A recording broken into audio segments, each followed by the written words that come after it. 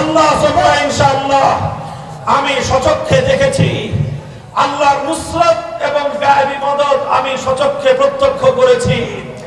হকের উপর অটল থাকলে फिजाए बदर पैदा कर फरिश्ते तेरी नुसरत को, फिजाए बदर पैदा कर फरिश्ते तेरी नुसरत को उतर सकते हैं कतार अंदर कतार भी।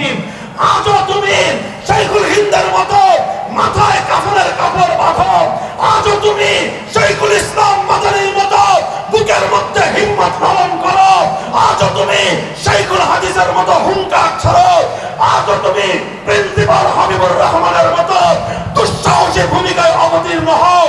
আজও আরশের মালিক রব্বুল আলামিন তোমার উপর সেভাবেই খোদার মদদ নাযিল করবে।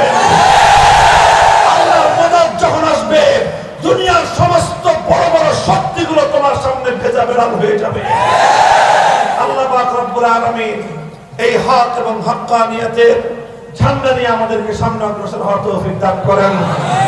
ইনশাআল্লাহ হকের পথে আছেন তো? ইনশাআল্লাহ থাকবেন তো? ইনশাআল্লাহ এভাবেই জনতার যে বাদ ভাঙ্গা উচ্ছ্বাস টেকনাফ থেকে তেতুলিয়া আমরা দেখতে পাচ্ছি।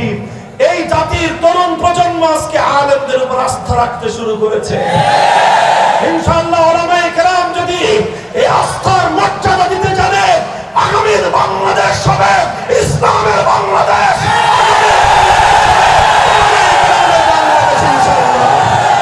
نصر من الله وفتح قريب وآخر دعوانا الحمد لله رب العالمين